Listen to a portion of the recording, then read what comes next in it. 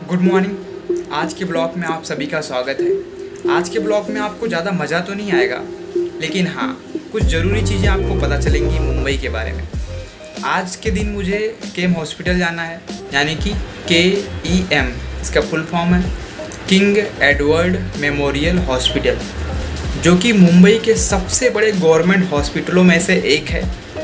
तो मम्मी का MRI report लेने मुझे जाना है, और उस हॉस्पिटल में मैं अपने फैमिली के कई मेंबर्स का ऑपरेशन भी हुआ, और कई बीमारियों के कारण मुझे वहाँ पे मैं पिछले 4-5 साल से आ जा रहा हूँ। तो वहाँ के बारे में मैं आपको आज बताऊँगा, हो सकता है आपको थोड़ा बहुत हेल्प हो। तो अब मैं घर से निकल गया हूँ और बस स्टॉप पे खड़ा हूँ। ये आप देख सकते हो, सामने बस में चढ़ने के लिए मारामारी हो रही है। इन दिनों लोकल ट्रेन में जनरल पब्लिक को अलाउ नहीं है आना जाना, सबको बस से ही जाना होता है। तो ऑफिस टाइम पे इतना भीड़ हो जाता है, और सारे बस रुकते भी नहीं हैं, क्योंकि जो बस में अगर सीट नहीं खाली है तो बस वाले रोकते ही नहीं हैं। तो गलती से अगर ट्रैफिक की वजह से कोई बस रुक गया तो फिर वो बस एकदम बुरी तरह भरा जाता है। ये आप देख सकते हो किस तरीके से इसमें सब लटके गए हैं। कोई गिर भी सकता है, लेकिन क्या करें, सबको ऑफिस तो जाना ही है। आज सुबह शायद 3-4 बजे से ही बहुत भारी बारिश हुई है मुंबई में। मैं तो सुबह देखा, बहुत ज़्यादा, मतलब बहुत तेज़ बारिश हुआ। और यहाँ पहले वाले ब्लॉग में आपने देखा होगा, यहाँ पे पानी नहीं भरा था। आज वाले ब्लॉग में आप देख रहे हो कि पूरे तरीके से मैदान के चारों तरफ जो रोड है वहाँ भी पानी भर गया। अभी थोड़ी देर पहले जो मैंने आपको स्टॉप दिखाया था, वो वडाला ईस्ट के बरकत अली नाके का बस स्टॉप था, जहाँ पे बहुत भीड़ थी। तो अब मैं चल के जा रहा हूँ वडाला रेलवे स्टेशन। वहाँ से 14 नंबर का बस पकड़ूंगा, जो मुझे केम हॉस्पिटल के गेट नंबर 4 पे छोड़ेगी। सब जगह नहीं, लेकिन कुछ कुछ जगहों पे पानी भर गया है। ये वडाला रेलवे स्टेशन के पास जहाँ से मैंने बस पकड़ा, वहाँ पे पानी भरा है।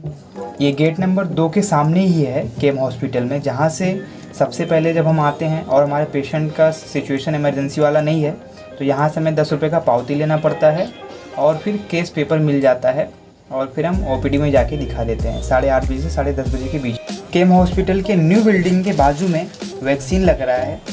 ये देखिए, लंबी लाइन लगी हुई है वैक्सीन के लिए। मुझे MRI का रिपोर्ट मिल गया, डॉक्टर को मैंने दिखा भी दिया। हालांकि मम्मी को नहीं लाया था, सिर्फ दिखाया डॉक्टर को। तो डॉक्टर बोले नॉर्मल है, कोई दिक्कत नहीं है। अब मैं घर जा रहा हूँ। गेट नंबर 2 केम हॉस्पिटल का सबसे इम्पोर्टेंट गेट है, यानी कि सबसे ज़रूरी गेट कह सकते हैं, क्योंकि इमरजेंसी भी उसी के पास में है। तो सारे इमरजेंसी के जो एम्बुलेंस आते हैं वहीं से एंट्री करते हैं। और अगर आप पहली बार हॉस्पिटल जाते हो तो गेट नंबर 2 के सामने ही जो मैंने आपको दिखाया, जहाँ पे हमें पावती मिलता है, एक 10 रुपये का पावती हमें लेना होता है।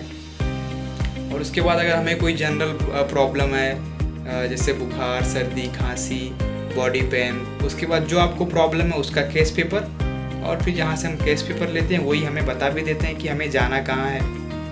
तो इस तरीके से ये जनरल प्रोसेस का, जनरली आपको कोई छोटा मोटा प्रॉब्लम है तो इस तरीके से हो जाता है। और अगर इमरजेंसी केस है तो हम पेशेंट को लेके डायरेक्ट इमरजेंसी में जाते हैं। वहाँ से अगर क्रिटिकल सिचुएशन है तो पेशेंट को तुरंत एडमिट कर लेते हैं, और क्रिटिकल सिचुएशन नहीं रहता तो फिर आपको दवा देके घर भेज देते हैं, और अगले दिन OPD में बुला लेते हैं। इस तरीके से सारे प्रोसेस होते हैं। ये तो आपको पता चल जाएगा जब आप आओगे कभी भी।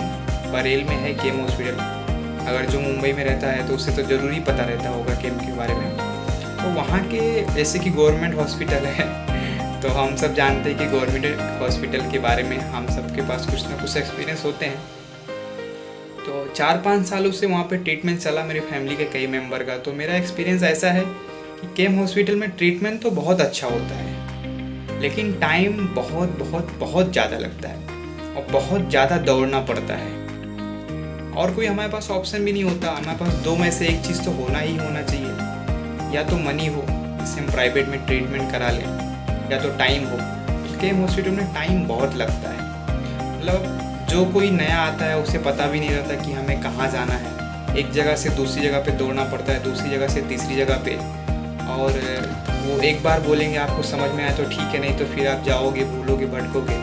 बार बार उनसे पूछ भी नहीं सकते, उनकी भी गलती नहीं, क्योंकि पेशेंट यहाँ पे इतने ज़्यादा होते हैं कि वहाँ के जो लोग काम करने वाले हैं वो खुद परेशान हो जाते हैं। 1-2 लोग को कुछ बताना हो तो ठीक है, दिन में हज़ारों लोगों को बताना पड़ता है तो वो भी परेशान हो जाते हैं। हालांकि टाइम बहुत लगता है, लेकिन ट्रीटमेंट बहुत अच्छा होता है, क्योंकि बड़े बड़े डॉक्टर्स हैं, बड़ी बड़ी मशीनें हैं। प्राइवेट में भी जब इलाज नहीं हो पाता तो वहाँ से ट्रांसफ़र करते हैं, तो गवर्नमेंट में यहाँ पे करते हैं। कि ये बहुत बड़ा ही हॉस्पिटल है। तो ये मेरा जो एक्सपीरियंस था वो शायद आपको काम आए।